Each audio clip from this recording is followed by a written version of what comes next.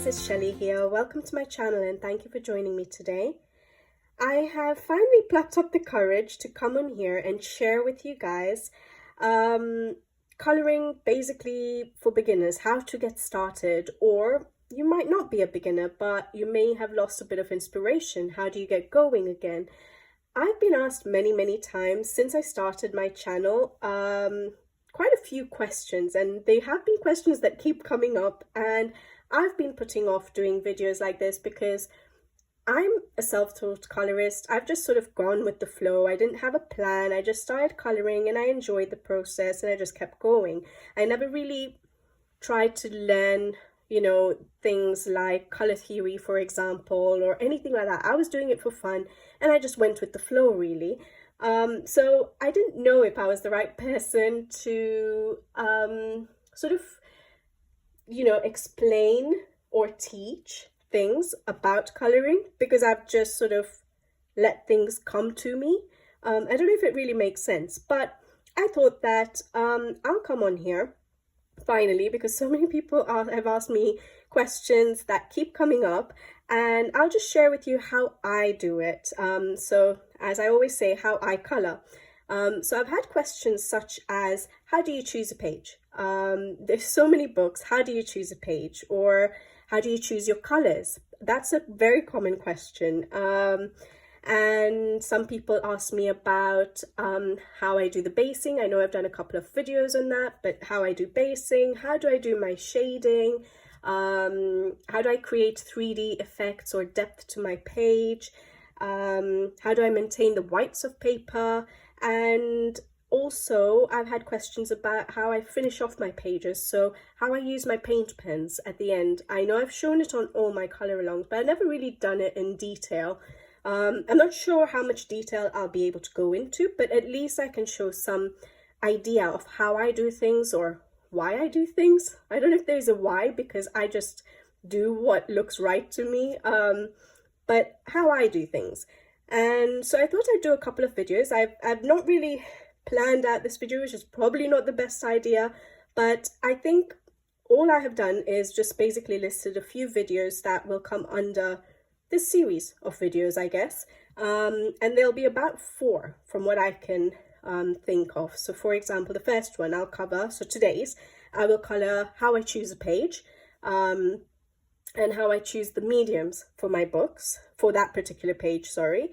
And then video number 2 will be how I choose my colors and where do I start on the page. Some people have asked me that. Where do you start? How do you know how to get started? Like, people are a little bit intimidated to start a new page. So how do you get started on a page?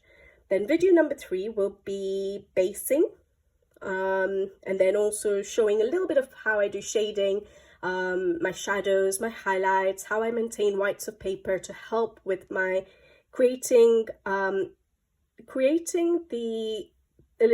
making the illustration pop, basically, but also creating depth to the image with my shadows to create the 3D effects as well.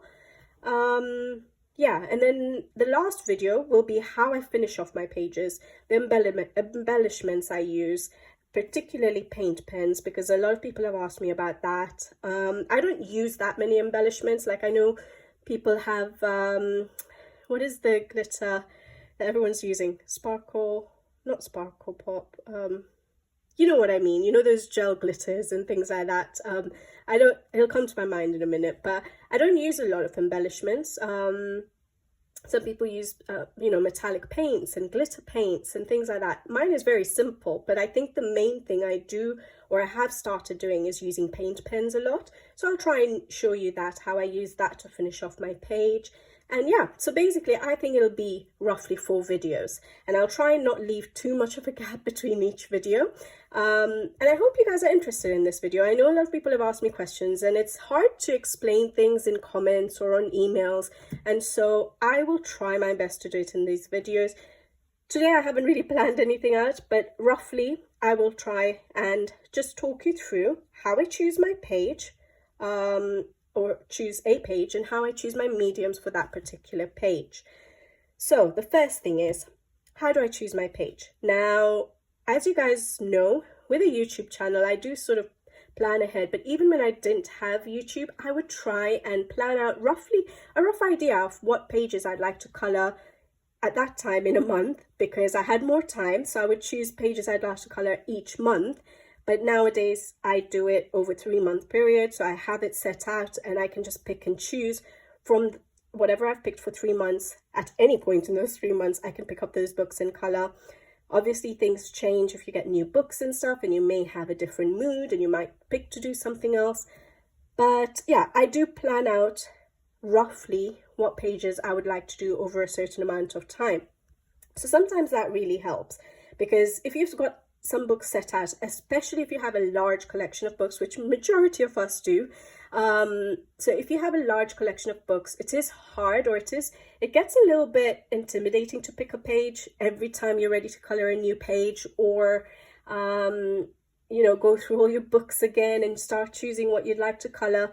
So what I like to do is pick out a few books. Usually it's more than I can color, but I pick out a variety of illustration styles, themes, simpler pages, more intricate pages. So I have a variety already sort of shortlisted, and then depending on my mood over those 3 months, I then pick from those books and see what I'd like to color. And then if I remember something else in my collection and I'm like, oh, actually I feel like coloring something else, I'll go and grab that book.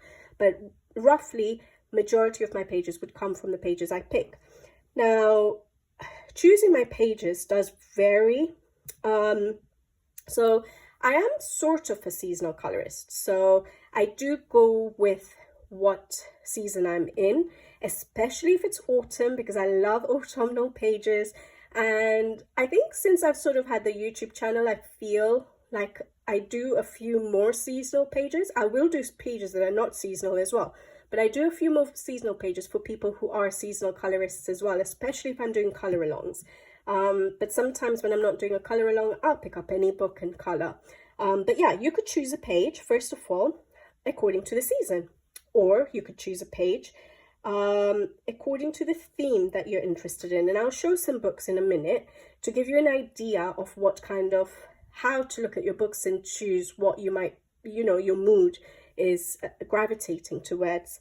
The other thing I do is, even before I'd started YouTube, I always listed, or once I started Instagram, so it was not straight away from when I started coloring, but a few months into my coloring, I figured out that Instagram existed. I'm not much of a social media person. I've never been much of a social media person, but I realized that Instagram existed, and I saw that people were posting color alongs, and I loved that idea. It really helped in me choosing my pages. And a lot of the color alongs get announced like before the end of the month. So say, for example, for January, it would have been announced in December, and I'd make a list of all the color alongs there are there and color alongs I can do. So sometimes certain color alongs will be a specific book. For example, Hannah Carlson's Magical Dawn, I have that book, but sometimes I don't have a book that someone's doing a color along in, and so I wouldn't list that one down.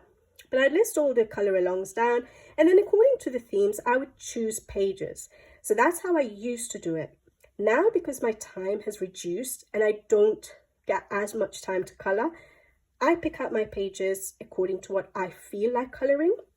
And then if it fits into a color along theme, then I will try and make sure I do those color alongs. But to begin with, when I had more time, I would literally do all the color alongs that were available on Instagram, and that's how I would choose my pages. Now, not as often.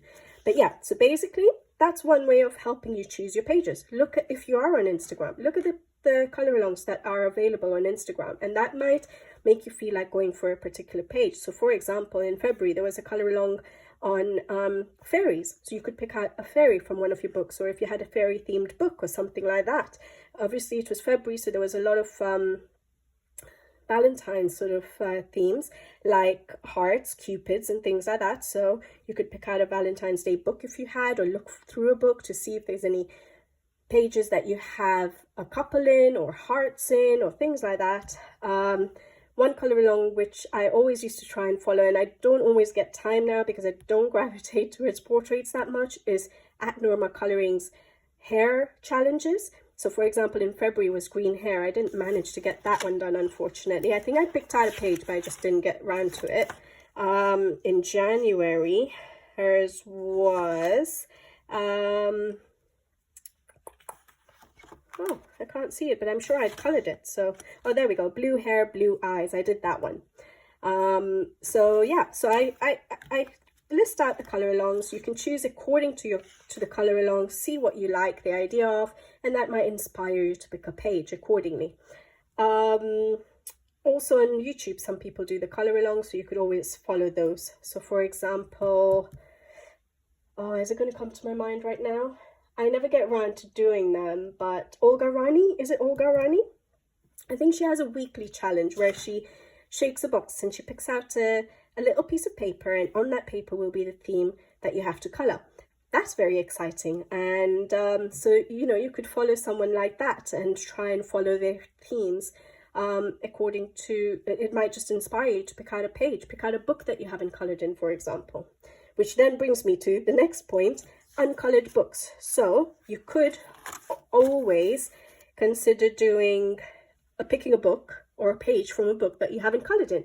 So every month I will have on my little post-its with my uncolored books. So at the moment I have 26. Well, I've done one this month, so I have 25 uncolored books. So I would look at the list of the uncolored books and see if I'm inspired to color any of them. But again, because I picked my pages out for 3 months, I've already picked out a few of my uncolored books within my short list of books. But yeah, you could always try and pick a page from a book that you've not colored in. Flip through those books, see if anything inspires you. And yeah, I think majority of the time, so even though you have the color alongs that you could use to inspire you, or your uncolored books to inspire you, I think it always, for me, comes down to what I'm in the mood for with regards to maybe the theme, or what I'm in the mood for in terms of, do I want a simple page, do I want a busy page, do I want a seasonal page, things like that. And also when I'm flipping through a book, something will usually jump out at me, and if I feel the urge to color that page, I will get going on that page, because it just means that that inspiration is going to come quite easily to you. If you're really determined, or you have that feeling that I really want to color that page, you will be able to sit down and color that page and really enjoy that page. But yeah, so hopefully that gives a few ideas. So uncolored books, pick a page from there. Color alongs from Instagram, from YouTube. Just see what you feel like. Maybe go for seasonal books, seasonal pages, or go according to what you feel like coloring in terms of theme. So maybe I'll show you some books. So basically I'll also show you a few more examples. So this is my March to May. So I did the video, as you guys know. The next one will be in May for the next 3 months. So it'll be my summer seasonal, my summer colorings or choices to color. And this one was March to May. So I make a list of everything I feel like coloring, and I have shown it to you guys in a video. And then I see what you guys feel like seeing. And then I'll pick up pages that maybe you guys want to see as color alongs. And then I have other pages that I will color in my own time, which no one really showed an interest for, but I'm interested to color. So I will probably do those off camera. Like for example, I've started one page here. I circle it when I've started it. I put an N for any new books. So yeah, so that's how I plan out my pages, or pick my pages. I have my list here, but if I'm looking at that list and I say, no, I actually don't, I know I want to do a color along on it, but I don't feel like coloring that book, I won't color it straight away. I'll wait to see if I'm inspired to. All right, so that's how I choose my pages. But I will show you some books. Yeah, I'll show you some books, some examples, to give you ideas of what kind of books are there for those of you who are maybe just getting started, or who just need a bit of inspiration to get going again. So I'll start with possibly small books. So maybe you don't have too much time and you want to choose a page that is a little bit quicker, or maybe I shouldn't say quicker. Let's start with this book then. you might not have much time and you want to have a quick page and you just want to get that little, you know, sense of achievement, sense of I've completed this. Some books are, you can get some really simple books, some cute books. I don't have that many of them because I love intricate pages. Even if I'm coloring little bits of that page, that will be my dose of coloring. But this is the only Matchstick Mouse book I have, and I am enjoying it, and I know a lot of people would enjoy this book. It is an Amazon paper book. Oops, I just showed you a page that I finished this month, but they're small illustrations and they can be finished.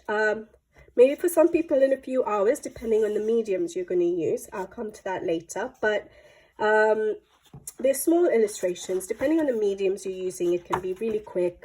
You can finish it in a few hours. For me, it will probably take at least a day to finish it. So that's one I had done in February when I first got the book, and it was really fun. It was really quick, and I got that little sense of, oh, I finished a page, even though it was so small. It was really nice. So maybe you could pick a page that, especially if you've lost inspiration and you want to get back into coloring, you could pick a page that's a bit simpler, just to get your creativeness flowing again, your hand flowing again, and that might just inspire you to go on to a more intricate page later. So this really does help, and if you don't have much time, brilliant, it's a nice book. So something like that. So there may be other books that are out there that are quite simple or small. So the reason I put this one back is it is small, so you may want to do a small picture, and you may finish this a bit quicker than some other books, but they're not all of them are simple pages like that, so it will still take you a while. But yeah, you may want to color in a small book with the idea that it's going to be quick, because there will be some pages that will be quicker to finish.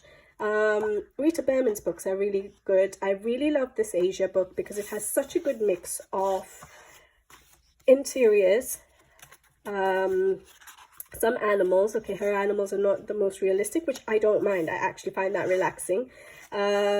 She has really nice scenes like that, water and mountains, and she has, you know, city scenes in this one, so buildings,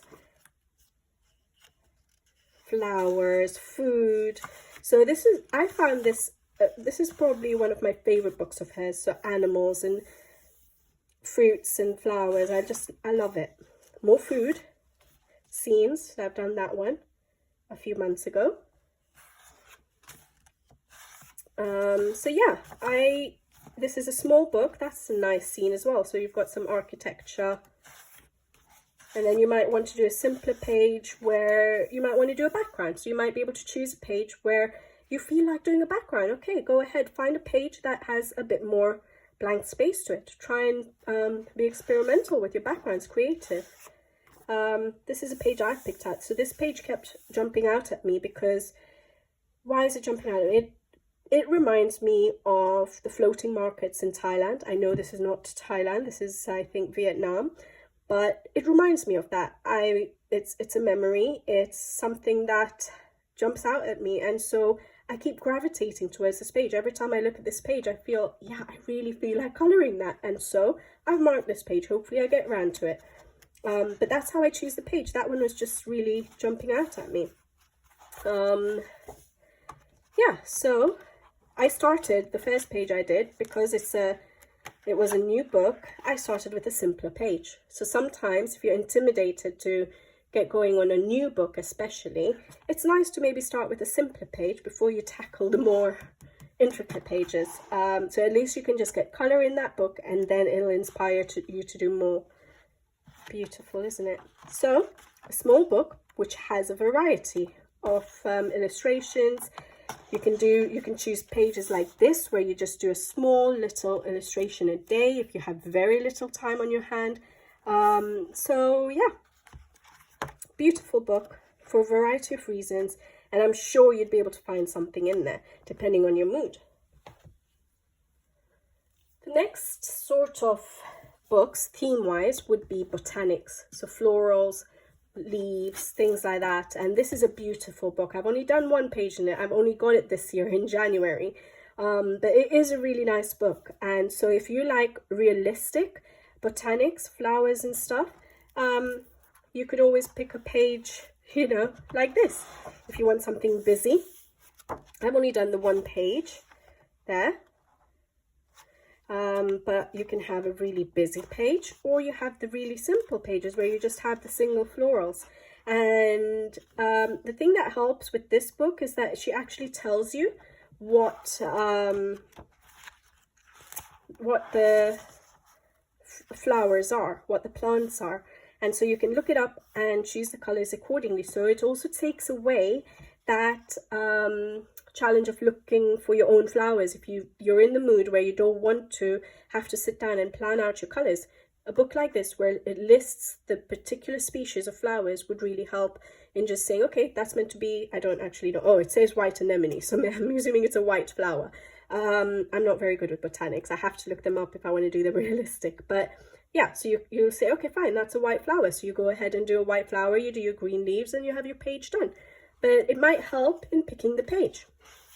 At the moment, what I'm doing for this book is coloring the, I haven't done February, so that's going to be for next year, but coloring the chapter pages, so the month pages. So this month will be this one. I'll see if I get round to it. If I'm not in the mood, I won't, but that's how I've started this book, by saying, okay, fine, I'll do, it makes it easy for me to choose, so I'll choose the chapter pages.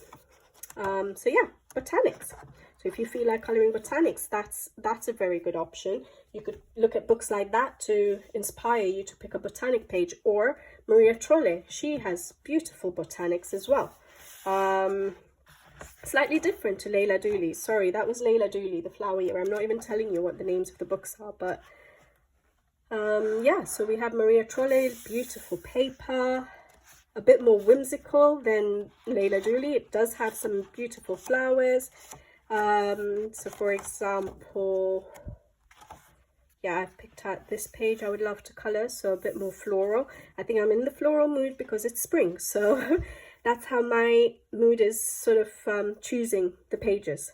So this one, again, I feel like doing big flowers because her new books, I don't think I've picked out any of her older books, but her new books have a lot of illustrations where the flowers are quite small like this, but I feel like doing the big flowers with lots of shading. And so the two pages I've sort of picked out are ones which have slightly larger flowers, because that's what I feel like. I feel like the florals, I feel like bright colors at the moment, and that's how I'm choosing my pages.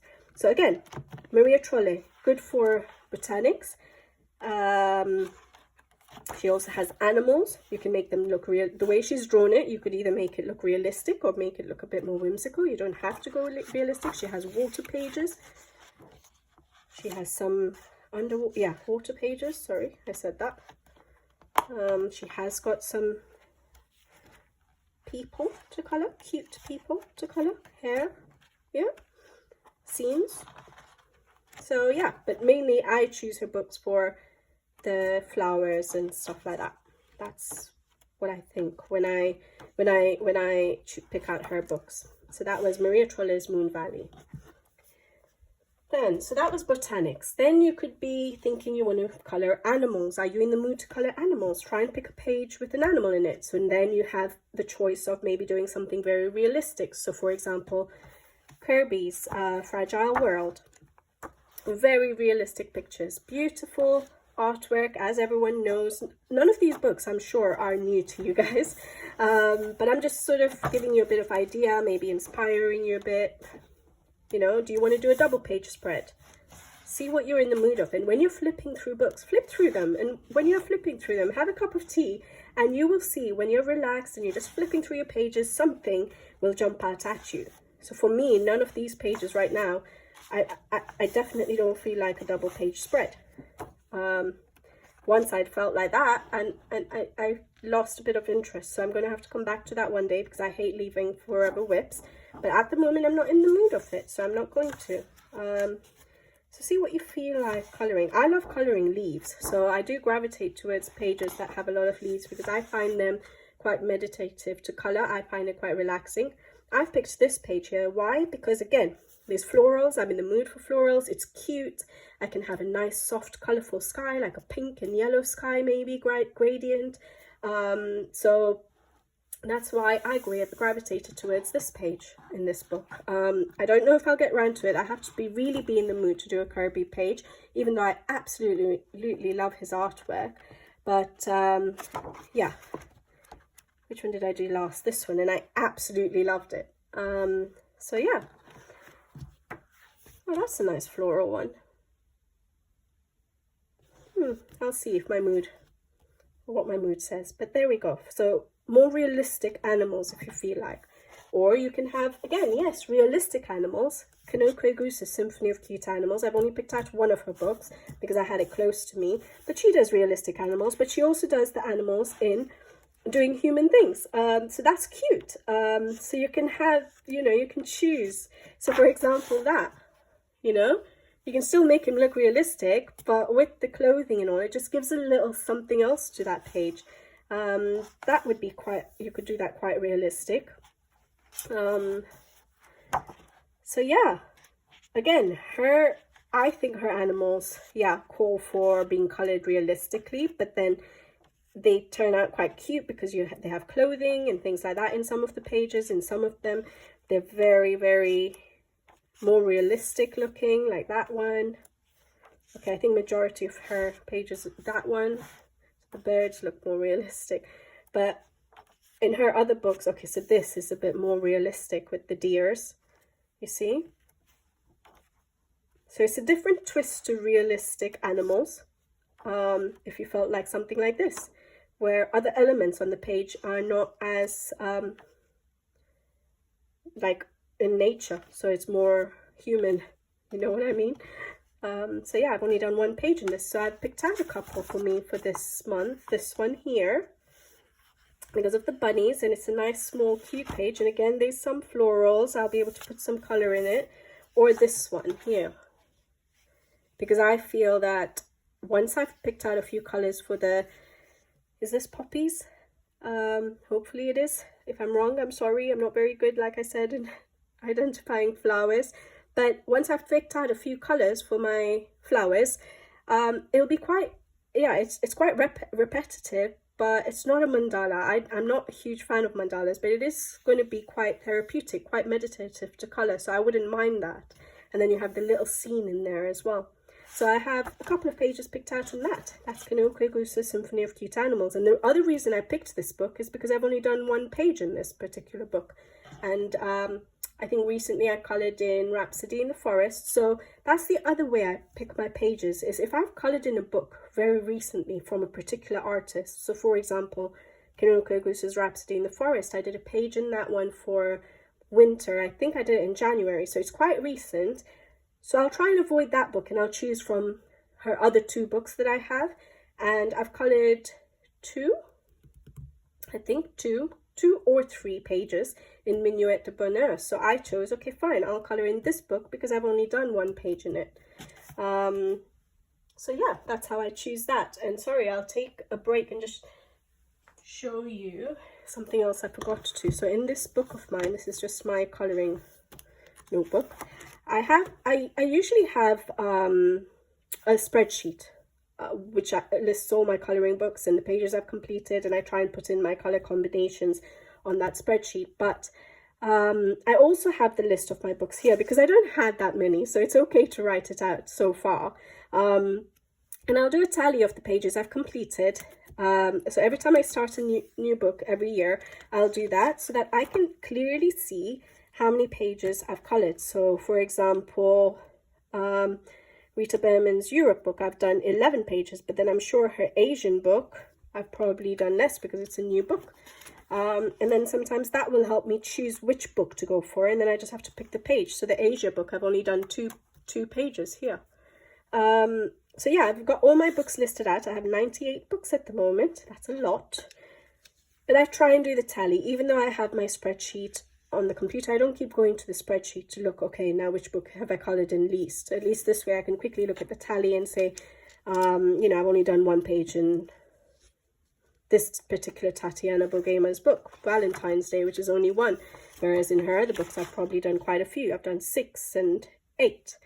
So yeah, that's another way I try and choose my pages, or the books I want to color, and then I choose a page accordingly.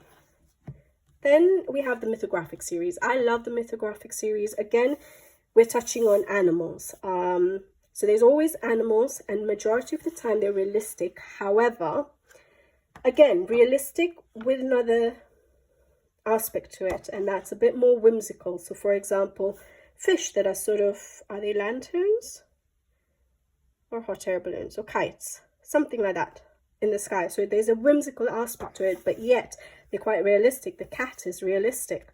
What else? You know, the turtle can be colored realistic, but then it has a building on its back. Yeah, so the animals are realistic, but then it has more of a whimsical fantasy sort of aspect to it. That's again quite realistic animal, but the scene is not very realistic, as in, is that a wolf? Maybe you wouldn't see a human hugging a wolf very often, would you? But you can still color it realistic and whimsical at the same time, and I like that about the mythographics. So I've done this page in this particular book of a flamingo, so try to do the flamingo realistic. Yeah, so that's another idea for animal related books. And I have, again, this is Mythographic Paradise by Fabiana Attanasio. Sorry, the one I just showed you was Joseph Kattenbang. They're one-sided pages. That might also help you choose a page, because you might be inclined towards more one-sided books or double-sided, it depends. So this is Fabiana Attanasio. So hers, again, has a mix of lots of florals and animals. Which one was this? Paradise.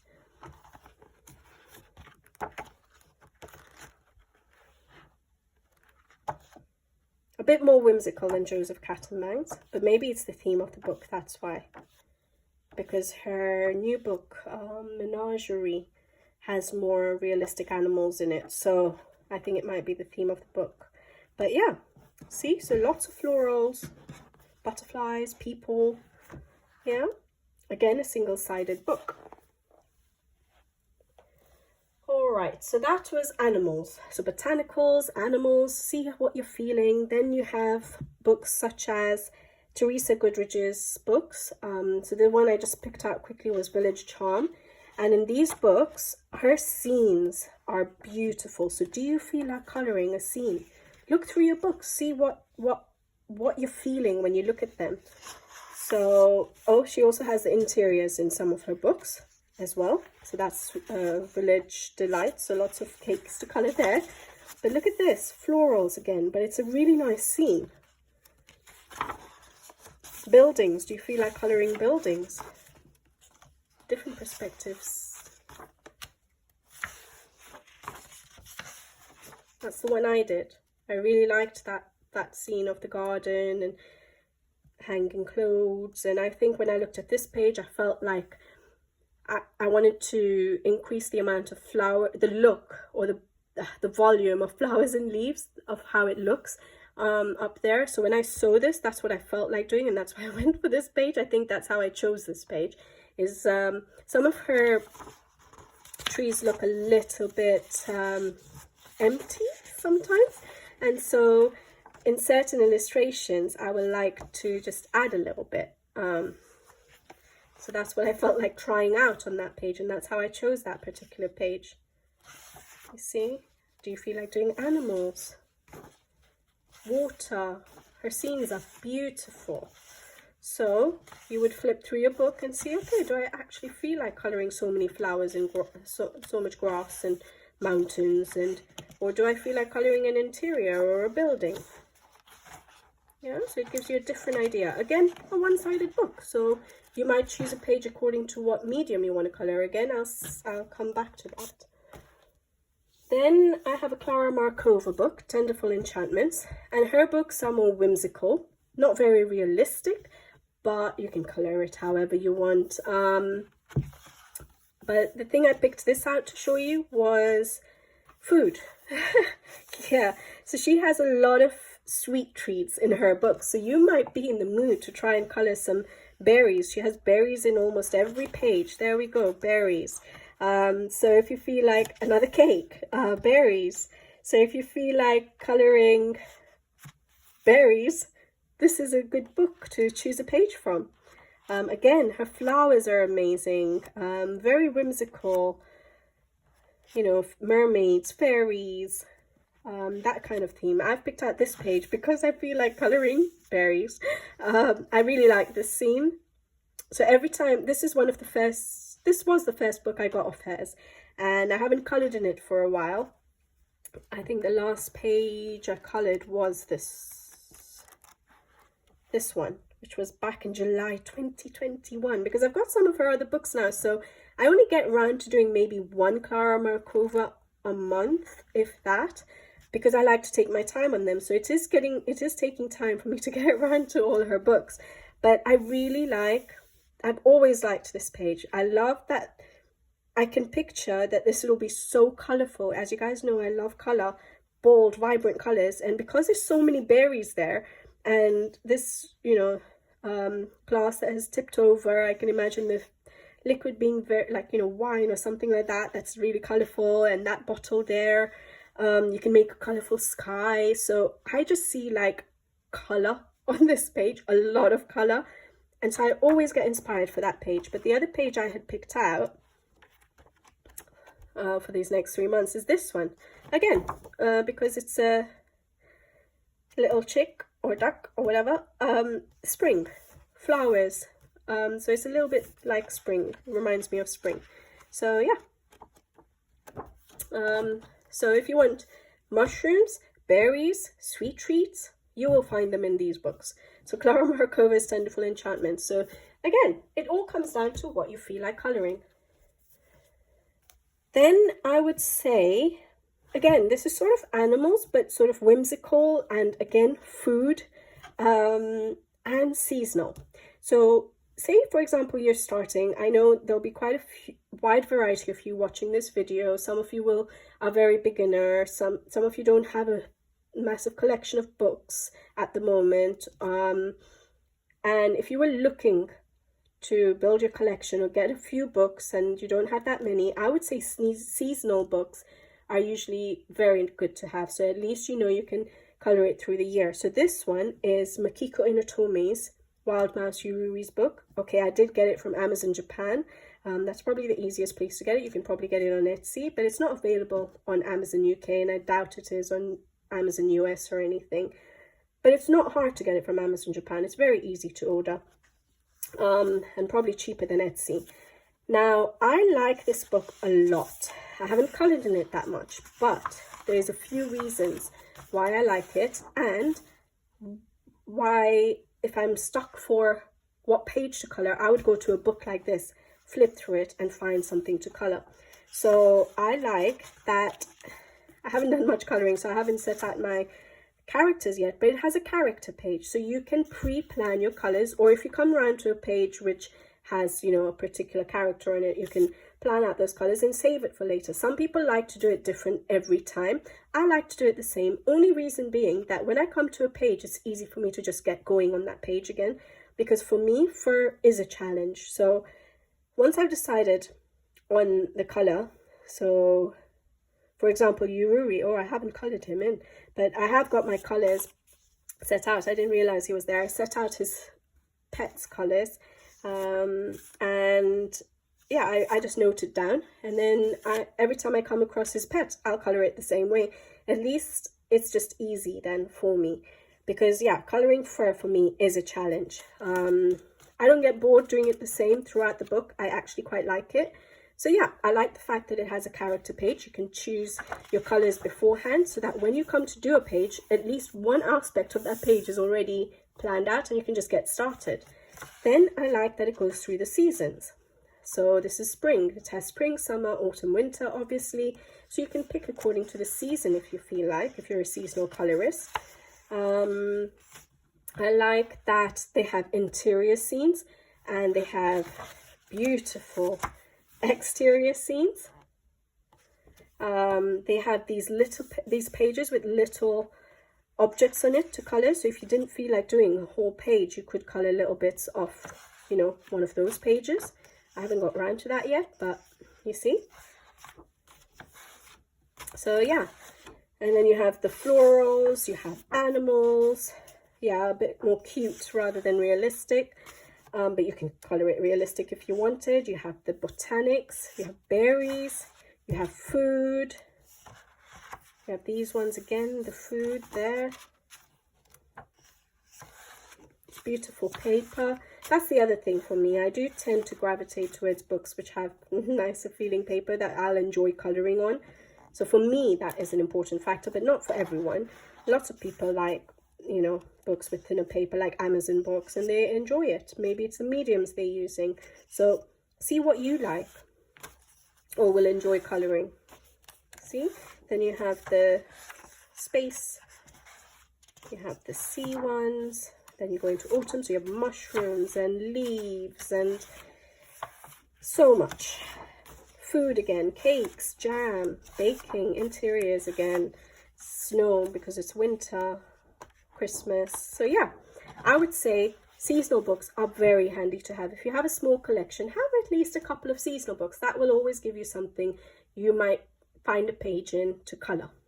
So that was Wild Mouse Yuri's sketch.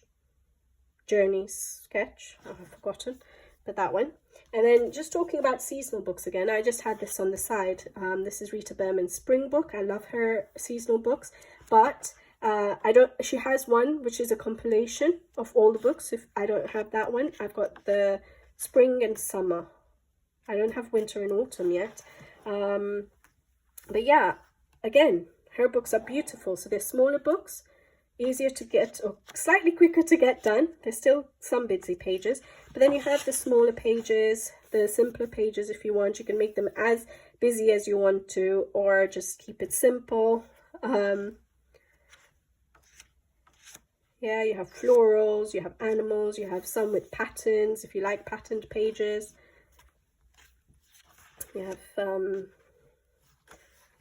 you see, simpler pages like that, or you have little bits. You could do little bits, so just a strip a day or something if you wanted. You have the more busy scenes. Did an all pencil background for that one. I would only do that on small pages, I think. But yeah, see, more simpler pages. And if you are someone who likes patterns, I don't like patterns, so I don't gravitate towards pages like that. But you have that. So again, yeah, I'm talking about books that you could choose, but they're books that if you flip through, you might find a page that's inspirational to you. So another seasonal book, but then it goes on to my next point, is Hannah Carlson's Seasons. Now, this is the first Hannah Carlson book I bought, and I absolutely love it. Again, the reason I bought it was because it went through the seasons, and I thought, at that time, I did not think that I would have so many books in my collection. So in my mind, I was thinking, oh, that's brilliant. I'll get the Seasons book because I can colour it throughout the year. And little did I know that I'll have like a million other books to choose to color as well. But I got this very early in my coloring. But why did I want to show you this? Yeah, the seasons again. So it gives you, you'll have pages to choose from all year round, and I'm sure something would inspire you. But it has florals, it has animals, which you can do realistic. It has bugs that are not very realistic, gemstones, you know, glass, jewelry, realistic animals, all of that. But then in addition, which brings me to my next point, is you have portraits. You could do portraits in her books, and they're beautiful portraits. Especially, I prefer her older books like this one. I think her portraits are absolutely stunning. So you have lots of people that you can color. Look at that. That one's beautiful. So if you feel like portraits, it all comes down to choosing a page, all comes down to what you're feeling, I think. So yeah, and then with portraits, that's Hannah Carlson's Seasons, you can have a book like Christine Karen's Fairy and Fantasy. Now I don't have such a big collection, so I don't have so many different books to show you, but I think Christine Karen's portraits are absolutely stunning. And the additional thing I wanted to mention is it's grayscale. So you might be in the mood to color, but not really think about, you know, how to do the shading and the shadows and the highlights. So there, at that, you know, if you're in that sort of a mood, books which have grayscale really help, because you don't have to think about where to put your shadows and your highlights. It's all there for you. So you just have to pick your colors and get going. And in addition with hers, so this page, for example, I looked at her original artwork on her website, and I've pretty much copied her artwork. I don't think I changed anything up. So I just went for her color scheme because I was in that mood at that time. I think I did the blue hair for that, for the color along for Norma Colorings on Instagram, color along. That's how I chose the blue hair. And this illustration of Christine Cairns had blue hair, her original artwork. And so I said, okay, I'm going to keep it simple and I'm just going to choose my colors according to what she's used. So it made it really simple for me to just try and match up the colors and get going with the coloring. So I didn't have to plan out this page. I didn't have to think too much about the colors, and I just went for it. And for me, that helps, especially with portrait pages, because portraits are not, again, my strong point. They're quite challenging for me, and backgrounds. So it really helped. It teaches you a lot. So you might be in the mood to basically try and reproduce an original piece of artwork. It might help, so you don't have to pick out colors. So you might be in that mood where, yes, you feel like coloring, but I don't know where to get started. I don't know what colors to use right now. Choose a page where you can see the original artwork, and go for that. Yeah. And grayscale. Grayscale really helps, just so you don't have to think too much about where you're putting your shadows and highlights. And that brings me to this book. Only a couple more books, examples to give you, but this book here, A. Paul's Forest Girl, the first book. So her book has her original artwork there. So you can just basically, if you're in one of those moods where you don't want to pick out your own colors, you can just reproduce it. Obviously give the artist credit, but reproduce it. So I did that one. It took me a long time, but that's because I was doing little bits at a time. But generally, it was easier to color than if I had to think up my own colors. So it was quite relaxed coloring. So again, it depends on your mood. So that was A. Paul's Forest Girl. And then this is a very different book, which I feel inspired to just try out again, because I did a video recently about the books I avoid, and this was one of them. And from all the comments I got from you guys, I've actually felt quite encouraged to try it out again. So I was flipping through it, and I'm like, I will show this book in this video, and I want to keep it aside and see if I can just give it a shot, not worry about anything, and just try and color and see how it goes. Very different style, but you might like it. You might like this style of drawings. I don't know what the style would be called, but they are beautiful pages. So it just gives you a different style to choose from if this is what you feel like you're inclined towards. And you can go so crazy with the colors as well.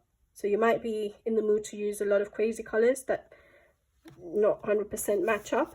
A book like this would help with all the swirls and stuff. Yeah.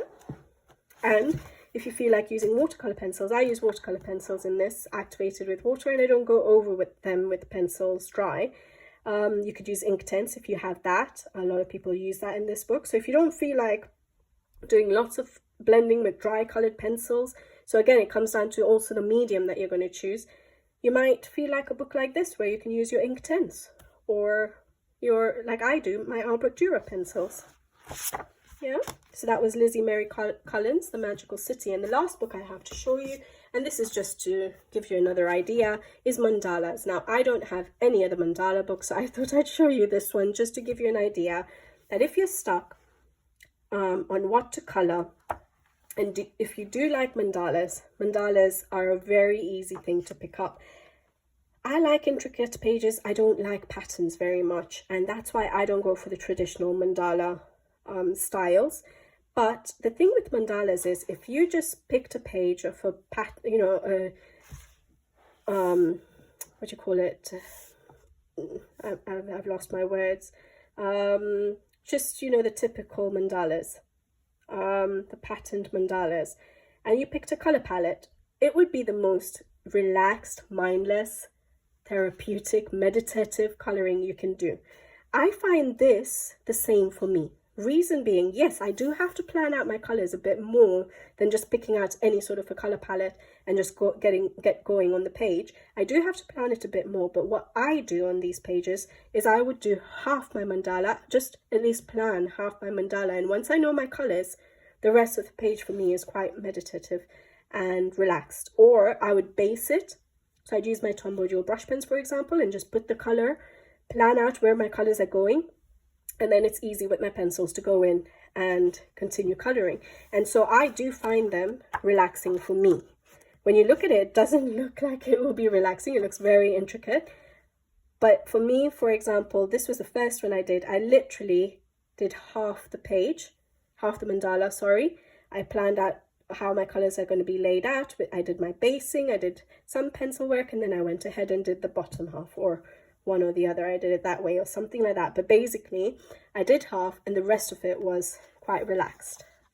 And that's how I tackle these mandalas. But this was just to show you that you have the option of mandalas out there, the more simpler, conventional mandalas that would be so relaxing if you like them. Just pick up a color palette and get going on a page, and that will get your creative juices flowing and your hands working and your mind working, and hopefully it would inspire you to pick more pages after you finish that one. All right, so that was a very long discussion on how to choose your pages, and I think it just simply comes down to what you feel like coloring, yes, but it just hopefully helps in giving you some ideas on how to choose with regards to possibly the theme, or maybe color alongs, or maybe uncolored pages, uncolored books. So hopefully that sort of helps. Then the next thing is, for this video, and this will be quite quick, hopefully, will be choosing a medium. This aspect for me is not very difficult because if you guys have watched any videos on my channel, you will know that I have very limited coloring supplies. I enjoy the supplies I use. I don't always find the need to buy new mediums. And because of that, it's a bit easier for me, I guess, to choose my mediums than maybe some of you who have a beautiful collection of coloring supplies out there. So, but one thing I would want to mention, and hopefully this helps, and I think that most people do this now, is have swatches of everything you own. It depends, I guess, how much you own. But for example, I have my Albrecht Dürer pencils, so I've swatched them all out. That's what I use the most, and that's why it's on the top. Then I have my Castle Arts, which I was sent for as a giveaway. I apologize. As a giveaway from Castle Arts themselves. That's how I got that one. I didn't buy it. I just entered a giveaway and I managed to get it. I don't think I would have bought it otherwise because, like I said, I like my Albrecht Dürers. And then I have the Black Widows because when they came out, or some new sets I think came out, the Monarchs or something, and there was a whole craze about them. And so I ended up buying all of them other than the newest set, which is it the Dragon set? I haven't got that one yet. But yeah, I ended up buying the Black Widows because everyone was going on and on about how beautiful they were. They are beautiful. I prefer my Albrecht Dürers, so I tend to gravitate towards them. But I did buy these for one of my birthdays, and then that's it. That's the pencils I own.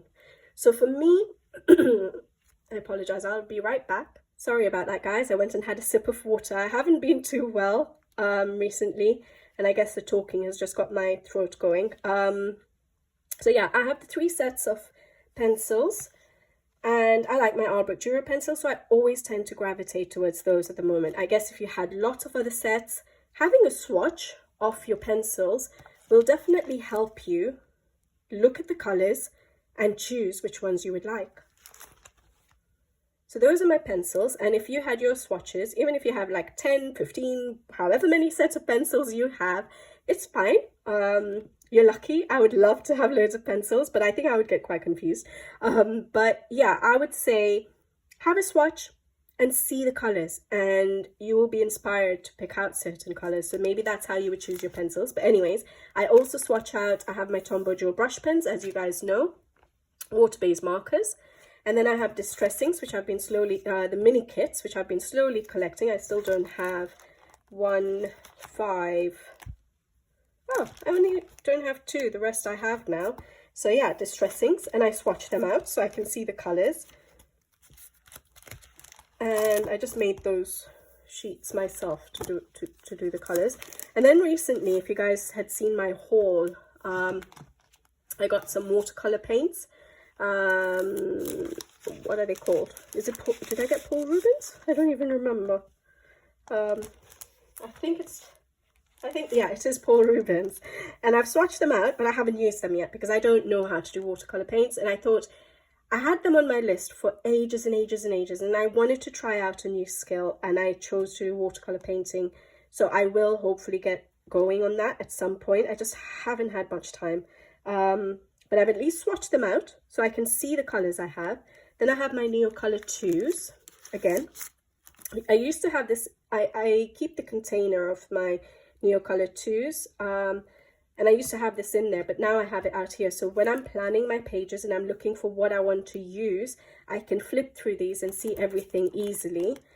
I have watercolor paints. I think these are the Arteza. Why am I forgetting? I don't know how you guys all remember when you have so many mediums. Is this Arteza? I think these might be Arteza. Sorry, my hands are all in the way now. But I think these are the Arteza watercolor paints. Yeah, so I have those swatched out. But I again used to have it in the palette, but now I've put it in here so I can look at it easily. I have my soft pastels. So I have the Faber-Castell soft pastels, and I have my budget brand, which I had a lot earlier. So I think I got the budget brand in 2015, but the reason I'd got those was I used to do jewelry making with polymer clay. So I used to do the molding of the jewelry, and I think I used to buy white polymer clay and then use my soft pastels to try, and I was still in the complete beginner phase of trying to learn, and I just enjoyed playing with the clay. Yeah, I won't go into reasons why, but anyways, that's why I bought them, to color the clay. And so I had it, and for a long time I only had these soft pastels, and then I got the Faber-Castell soft pastels because the colors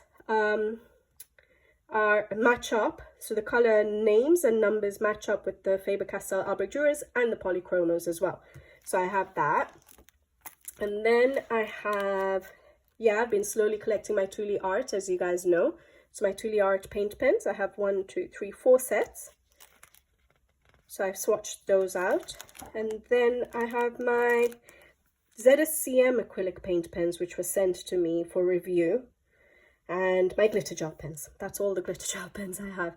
So I have the Sakura Stardust, the Sakura Metallic, oh, so sorry, my metallic pens as well. Chromatech glitter gel pens, my Pentel Uniball Signo, which I think I've finished those, and I didn't replace them, and Pentel Hybrid Duo Metallic Silver and Gold. And that's it, yeah? So, choosing my mediums. Basically, I have the swatches of everything I own in this little folder, which I just keep in a drawer in my desk, so just at where I'm working. And so I can pick them out, and I start to choose my pages. I mean, my mediums. So how do I choose my medium? So for example, I think I had a picture in mind that I wanted to consider doing, and it's from Mythographic Paradise by Fabiana Attanasio. And this picture here with the peacocks has been jumping out at me for ages, and because I have got a fair number of mythographic books now, I've not been coming back to this book, especially because of the hidden objects. But every time I look at this page, again, just like I said in about one of the other pages I showed you, basically I just see color. I see a lot of vibrant color.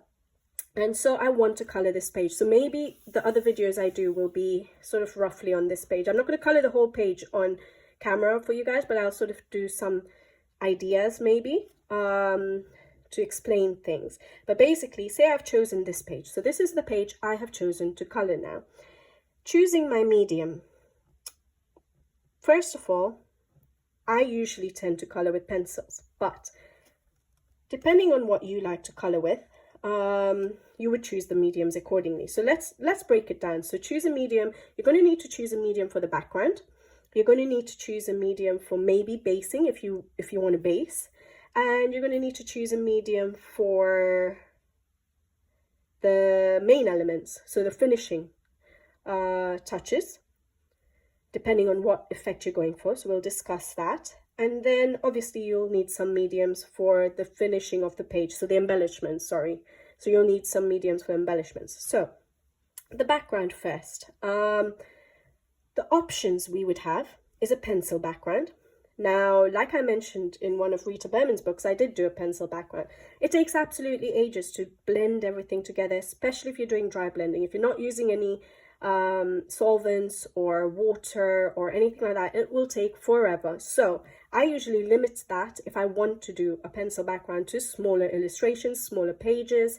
So on a page like this, I wouldn't choose a pencil background, although you can get beautiful results with it, beautiful shading, but you have to have a lot of patience.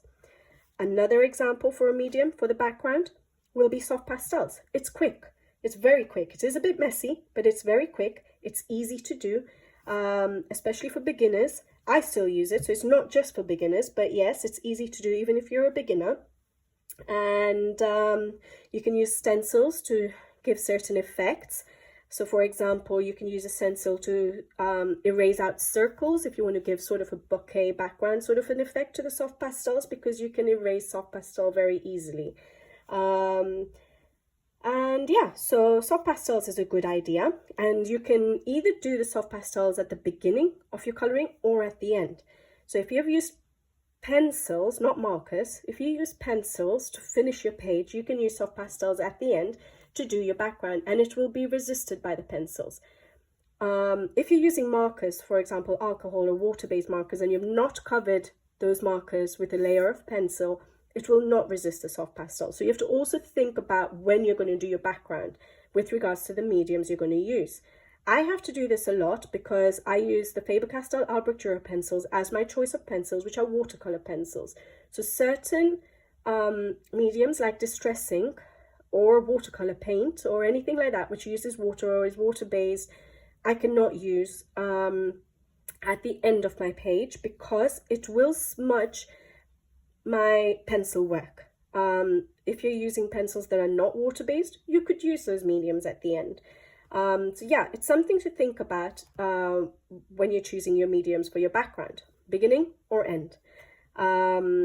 And yeah, so the soft pastels you could do at the beginning, because then if it goes over any elements, you can even erase them. So for example, if I went over the peacock, for example, and I'm using a totally different color to the peacock, I could erase it very easily.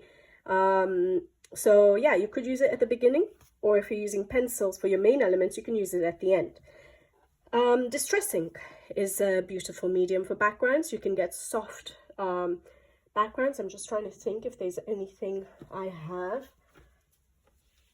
Should probably have given you examples, but if you want nice soft, so the soft pastel background, sorry, is something like this. So you can use different colors, you can deepen it up, you can make it, you know, as subtle as you want, as soft as you want, or you can use darker colors and make it a bit more vibrant. And I've used the stencils here where I've erased the circles. Then I mentioned distress ink. So you could use distress ink to give effects like, don't remember where the page is, here. So that's sort of an effect. So again, it's quite soft, but you can go, so this surface that I've created with the distress ink is quite bold, isn't it? And then I've used pencil over the top to deepen up areas. So you can make them quite bold, but you can make them quite a soft look as well. And then you can do the sprinkling effect. So it depends on what kind of effects you want.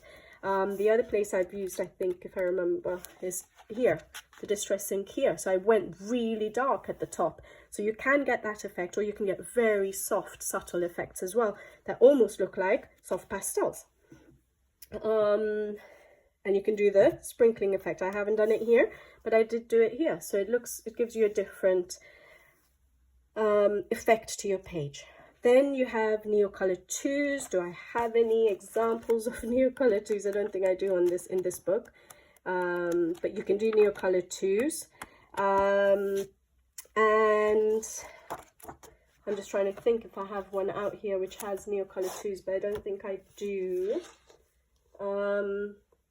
Yeah, and then you can do, but that's almost like, for me, it's almost like doing a pencil background. So if I pull out this book here, I did a not a pencil background, a watercolor pencil background.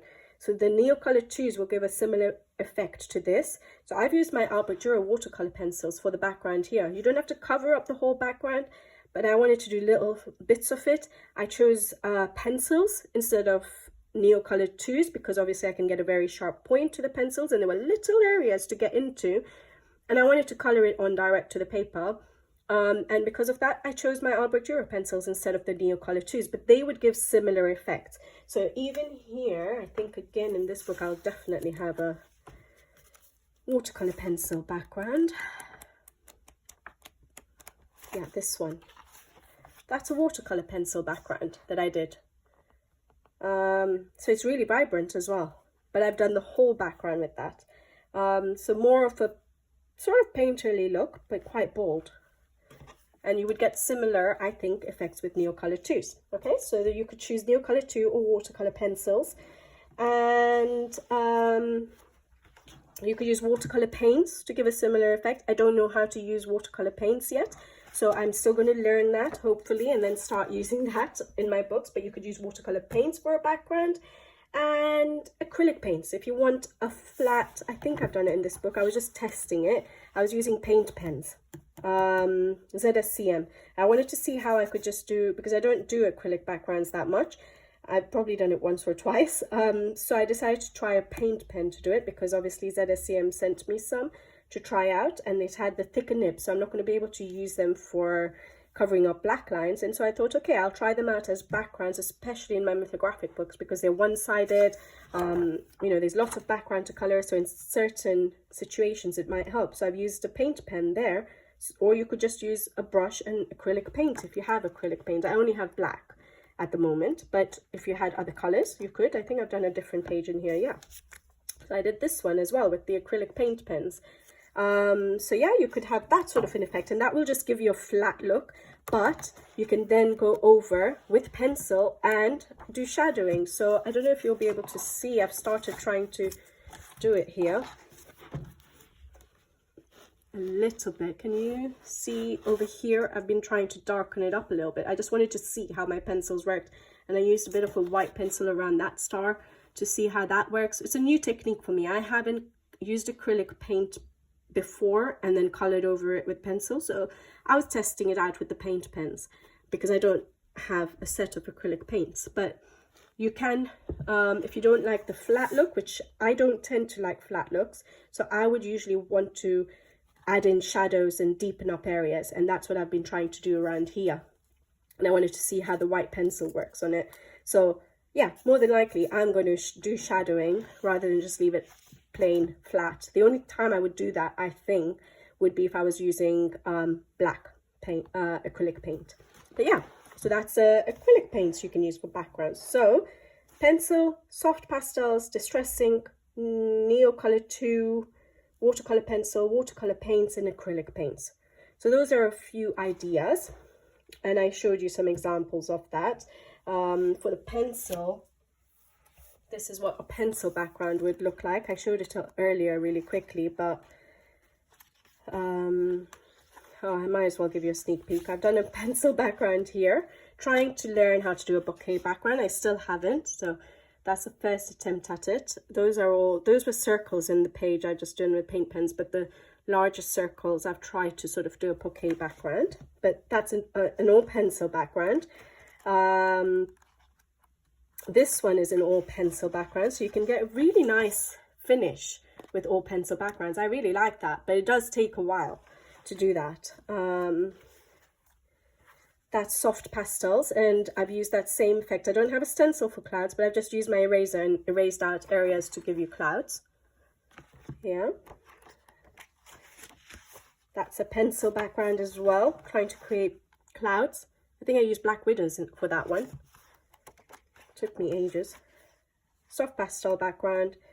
This one is distress ink, So it gives, you can have the effect of soft pastels again. It's quite soft, the colors I've used. I didn't deepen it too much, so it looks like it's soft pastels, but that's distress ink. And with all of these mediums, pretty much, you could color over with pencil and deepen up areas, like I have done here to try and create shadows of the leaves. So yeah, those are certain things to think about when you're choosing your mediums. Here I did distress ink, just very, very early days of trying out my distress inks. And here I think, no, here I used I used distress ink for the top bit, but here I've used watercolor pencils, but very early coloring. So it doesn't look very vibrant, my watercolor finish. Yeah, there we go. So that's distress ink. There we go. With the sprinkle effect of droplets of water, but don't do it in these books because they do go through, sadly. But yeah, I didn't know that. But yeah, I used distress ink there. Yeah, so those give you a bit of an idea of what kind of a finish you get with those mediums for backgrounds. And I think it is helpful to have, so I have, all of these are basically so the distress inks would be for my backgrounds, watercolor paints when I start learning how to use them are for backgrounds, Neocolor 2s are for backgrounds, the soft pastels, some people would use metallic paints for backgrounds, and my acrylic paint pens, the thicker ones from ZSCM, are for backgrounds. And I would look at if I have an idea of colors that I want, so for example for this page I'll discuss in a second, I have a rough idea of colors, so then I would look at all my mediums, my distress inks, my Neocolor 2s, and I might even pick according to what colors I have available in those mediums to choose my medium. Okay, but those are the options you have for backgrounds. And then basing, if you want to base, so it depends on what you're using for your background. So if you're someone who uses watercolor paints, you could use your watercolor paints to also just do basing for your main elements. You could base with your watercolor pencils or Neocolor 2s. You could base with soft pastels. I have got a video on that, from Fragile World, Kirby Roseanne's, the bee that I just showed you. I done soft pastels for that, for basing the bee. And then I went over with the pencils, dry. So you can base with soft pastels and markers. And the choice of markers would be either water-based or alcohol. Alcohol you can use in this book because it's single-sided, not in your double-sided books. And I don't own alcohol markers at the moment, so for me it would be water-based markers. And those work really well for me, even with my Albrecht Dürer pencils. I have got a video on how I use my Albrecht Dürer pencils, and I use my Tombows very closely with them because I use them for blending as well, blending out my Albrecht Dürer pencils. So especially in the mythographic books, I love doing that. So then, yeah, you just choose your base and then your main elements. So what kind of finish would you like? Would you like a watercolor finish? Then keep to your watercolors and just keep darkening up watercolor paints and just keep darkening up your colors to give you the more depth you want to that illustration. So you could just finish off the page if you have that skill set with watercolor paints, and you like the waterly effect. If you like a marker base, so for example in this book it's single-sided, you can use your alcohol markers and finish off your shading and highlights and everything with your alcohol markers. And the other one, which is my favorite, is pencils. So I'll do my basing with whatever medium I'd like, and then I use my pencils over top because I like bold, vibrant results. I like the control of having the control I have with pencils. And yeah, so that's the mediums you would have to choose. Now on this particular page, what I picture is obviously the peacocks being purpley, blues, greens, that sort of color. I picture, and I don't know why, but my sky, I want it to be really bright this time. And so I would go for, in this instance, I feel like having a red-violet sort of a sky. So I'll show you the color at the edge. So if you guys have polychromos, you'll know the red-violet color is this one right here. So dark red-violet color going into a softer pink, maybe going into like a pink Madder Lake or light purple pink like here, something like that, and then going into like an orangey yellow. Not a bright yellow, maybe like a dark chrome yellow, and then cream or something like that. But basically I have that idea of red, violet, pink going into yellow, and then this, I'm not so sure about the planet yet, but that's what I'm thinking about the background. And because I can picture the color I want from my Faber-Castell Albrecht Dürer pencils, I am more likely going to use my Faber-Castell Albrecht Dürer pencils activated with water for the background. And that's how I've pictured it. And then for the basing, I will more than likely use either my pencils, or I will also use a Tombow Dual brush pens in combination. So the two together, and my finish of the page, so the main element, so that's my background. Even the water, I will more than likely use my Faber-Castell Albrecht Dürer pencils activated, and then probably go over with the pencils dry. But basically my background will be my Faber-Castell Albrecht Dürer pencils on this particular page. My basing will be a combination of my Albrecht Dürers and the Tombows, and then the main element finish, I don't want a watery effect, so I'm going to go for the pencil effect, bold, vibrant colors. That's what I can see on this page, and so I'm going to go for my pencils dry over the top. And those are the three mediums basically that you have to make a choice of, or the three elements on the page you have to make a choice of: background, basing, and main elements. And so my mediums will be my Albrecht Dürer pencils, my Tombow Dual brush pens, and I think that's it for this particular page. If anything, I might end up using Neocolor 2s to do the planet, because it's quite a large planet, and so maybe that will be quick. I don't know what to do with the planet yet, and that's okay. Start with the elements you know, and then go ahead and you'll start to get ideas for the other elements on the page. But yeah, so that's what I see. And then I think the finishing, the embellishments, we can talk about on the embellishment video. But hopefully the next time I see you, I will try and discuss with you how I choose the colors and where on the page I would start, or how to start off on the page. So hope you guys find this interesting. I know it turned out to be quite long because I was trying to give examples of books or pages that might inspire you or help you to choose what kind of, how to choose your pages. But hopefully it is an interesting video. It's something that you guys will be willing to watch the rest of the videos for, and I'll be back with you guys hopefully very soon with the second video on choosing colors and how to get started on your page. So until then, take care. Thank you for watching as always, and if you're still here at the end of this video, thank you for sticking around, and I'll be back with you soon. So until then, bye bye.